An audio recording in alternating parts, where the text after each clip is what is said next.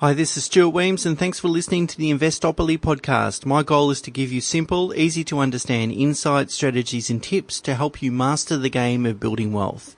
In this episode, I'd like to talk about whether you need a financial plan and a financial planning relationship.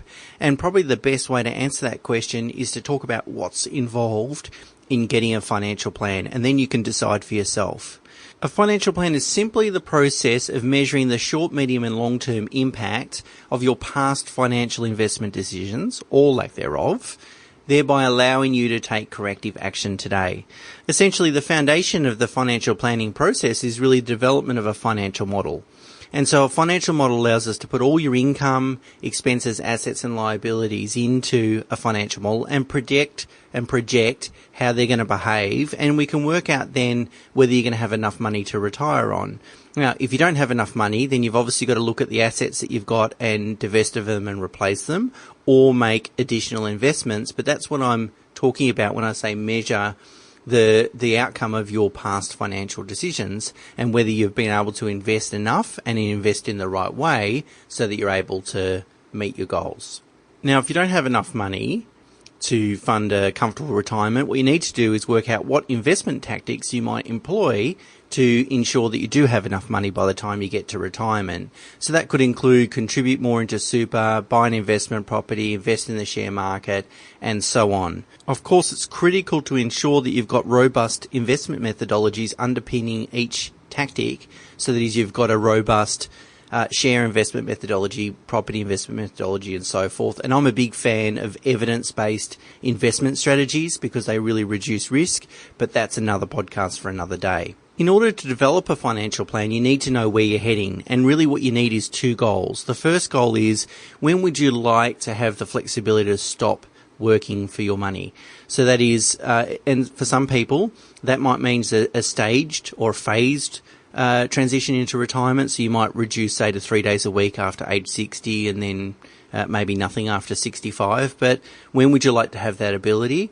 And then secondly, what sort of income do you need, money do you need to fund living expenses in retirement?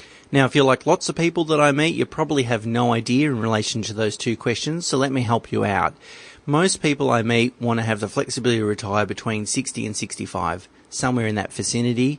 You can access super at age 60 for most people. So in absence of a better sort of goal, go with 60.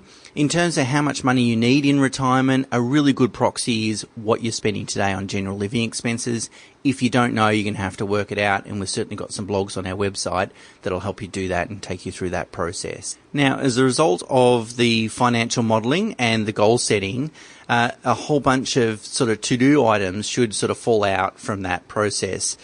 So some of these might include reviewing the performance of existing investments, and if they haven't performed as you've expected or hoped, you either need to reduce your assumptions in your model and see if you're still able to fund retirement, or you need to consider divesting and replacing those assets. Switch super into low-cost environment, ensure it's invested in passive index funds, which are proven to produce superior returns than active funds. Let me say that reducing fees and increasing returns is significantly more impactful from a mathematical point of view than making additional contributions. So before ploughing money into super, make sure you sort it out. You might need to manage cash flow a little bit better, and that's really about knowing where your money is going. And finally, you need to think about all the things that can go wrong and make sure you've got some mitigating factors in there, that is wills are up to date, insurances, and so forth.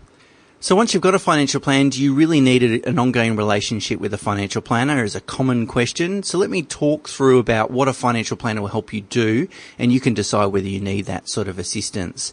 So there's lots of things that obviously change, and financial planners will help you accommodate that towards your own personal situation. So firstly, there'll be tactical tilts that you'll need to make over time. So you want to adopt a really good quality long-term asset allocations. That's where your money's invested, but tilt it from time to time to accommodate different valuations in different asset classes. Give you a really quick example. If you look at the long-term data, PE ratios and so forth, you might draw a conclusion that the US market is overvalued at this stage. So maybe you'd be underweight US investments, and a financial plan will help you make those strategic tilts. Of course, you need to review performance and make sure you're on track. That sounds a lot easier than it really is, because what you really need to do is understand the performance of different investments and asset classes. If there is a variance in performance, you need to work out, is that systemic, or is it related to your particular asset or investment methodology, in which case then you need to take corrective action. With change always brings about opportunities, so you've got to look for any opportunities in changes in markets, products, superannuation laws, tax laws, and so forth. No doubt your circumstances will change, so you need to have a flexible strategy that's going to accommodate that. And lastly, a financial plan is going to keep you on the straight and narrow, so avoid you procrastinating or delaying decisions or getting distracted by shining objects. In short, prevent you from making really bad quality financial decisions. I hope that's given you a bit of an overview about what's included in a financial plan and a financial planning relationship. Until next time, bye for now.